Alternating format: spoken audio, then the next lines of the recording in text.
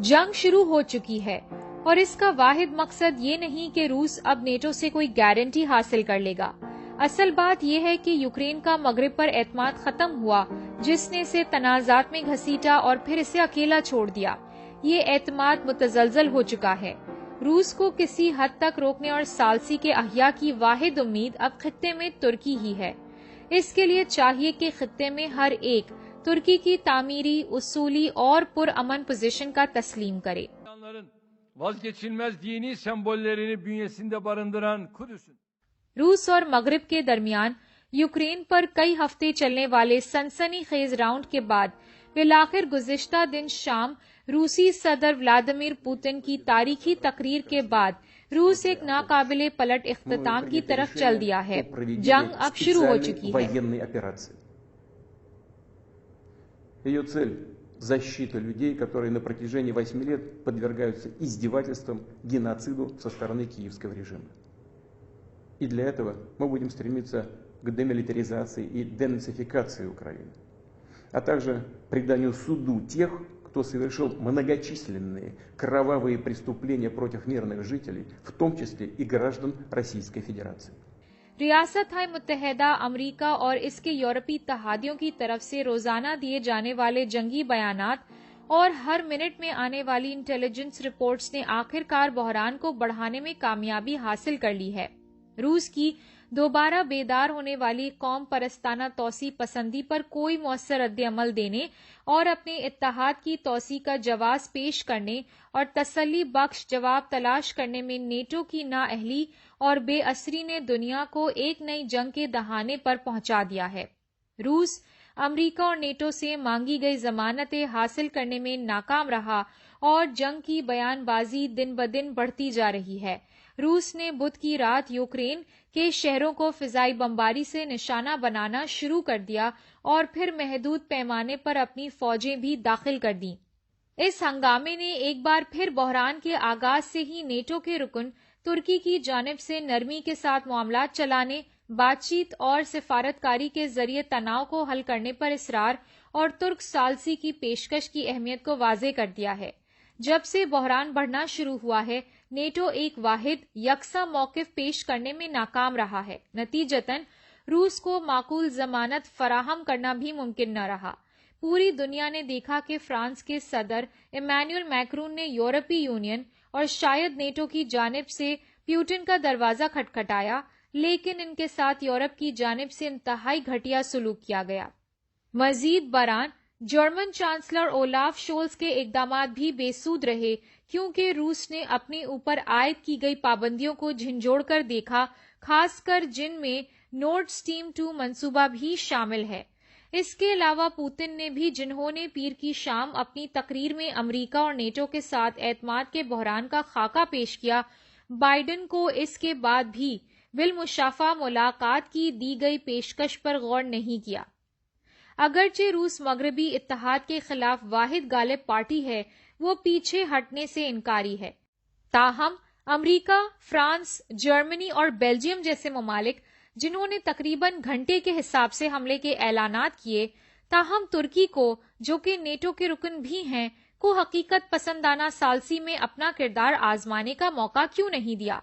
ये बात काबिले गौर है कि रूस और यूक्रेन ने जंगी बयानात में इजाफे के बाद लेकर जंग से कबल तक तुर्की की सालसी की पेशकश को मुस्बत तौर पर कबूल किया। लिहाजा बुध को अफ्रीका का अपना दौरा मुख्तसर करके वापसी पर सदर रजब तैयब एर्दोगान ने कहा कि नेटो को अपनी पोजीशन का तयन करने और अपनी मंसूबाबंदी को वाज़े तौर पर बयान करने की जरूरत है। एर्दोगान का ये तबसरा कि हर कोई सिर्फ बात कर रहा है लेकिन कोई काम नहीं कर रहा है, भी इस जमूद की वजाहत करता है जिसने जंग यूरोप के दरवाजे पर ला खड़ी की है।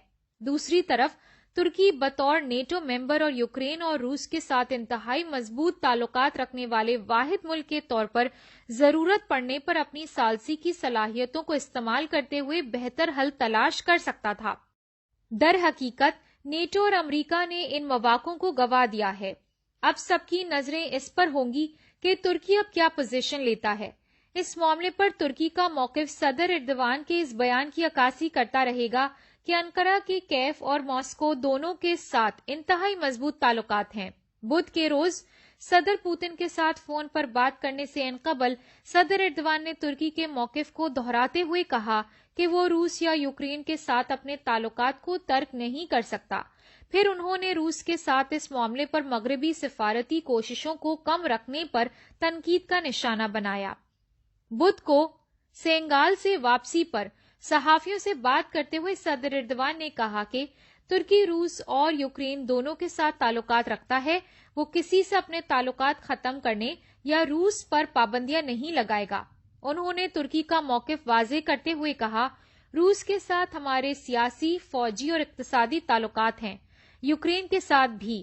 اگر آپ مجھ سے پوچھیں تو ہم اسے ترک نہیں کر سکتے کیونکہ اس سلسلے میں ہمارے ملک کے اعلیٰ مفادات ہیں. روسی صدر کے ساتھ فون کال کے دوران صدر ایردوان نے پوتن کو بتایا کہ ترکی یوکرین میں کشیدگی کم کرنے کے لیے اپنا کردار ادا کرنے کے لیے تیار ہے. انہوں نے مزید کہا کہ معاملے کو مزید پیچیدہ سطح پر لے جانے اور فوجی محاذ آرائی سے کسی بھی فریق کو فائدہ نہیں ہوگا. انہوں نے اس بات پر بھی زور دیا کہ ترکی یوکرین کی خود مختاری اور علاقائی سالمیت کے خلاف اٹھائے گئے اقدامات کو تسلیم نہیں کرتا.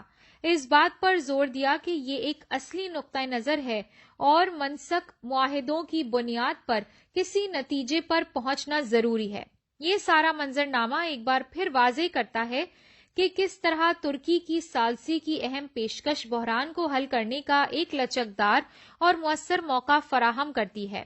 تاہم یہ حقیقت کہ مغربی اتحاد خاص طور پر بائیڈن انتظامیہ نے ترکی کی ثالثی کو مناسب اہمیت نہیں دی، اس بات کا امکان پیدا کرتا ہے کہ شاید وہ یہ مسئلہ حل ہوتا دیکھنا ہی نہیں چاہتے ہیں. شاید وہ چاہتے تھے کہ یوکرین میں جنگ بھی چھڑ جائے اور انہیں روس کے ساتھ اپنی دشمنی نبھانے کا موقع میسر آ جائے. لیکن اس دشمنی میں بھی وہ پابندیاں عائد کرنا ہی اپنا سب سے بڑا حملہ تصور کرتے ہیں. تنازع کے دونوں فریقوں کے ساتھ اپنے مضبوط تعلقات کی وجہ سے ترکی کے پاس میکرون اور شولز کے ناکام روسی دوروں کے مقابلے میں کامیابی کے ساتھ سفارتکاری کرنے کا زیادہ امکان موجود ہے اور تھے. جنگ شروع ہو چکی ہے اور اس کا واحد مقصد یہ نہیں کہ روس اب نیٹو سے کوئی گارنٹی حاصل کر لے گا. اصل بات یہ ہے کہ یوکرین کا مغرب پر اعتماد ختم ہوا جس نے اسے تنازعات میں گھسیٹا اور پھر اسے اکیلا چھوڑ دیا. یہ اعتماد متزلزل ہو چکا ہے. روس کو کسی حد تک روکنے اور ثالثی کے احیاء کی واحد امید اب خطے میں ترکی ہی ہے. اس کے لیے چاہیے کہ خطے میں ہر ایک ترکی کی تعمیری، اصولی اور پرامن پوزیشن کا تسلیم کرے. Rusya ve Ukrayna'nın bu şekilde karşı karşıya gelmiş olmasından dolayı samimi olarak üzüntü duyuyoruz. Türkiye'nin Ukrayna'nın toprak bütünlüğünü korumak için verdiği mücadeleyi desteklediğini biraz önce görüştüğüm Sayın Zelenski'ye de tekrar ifade ettim.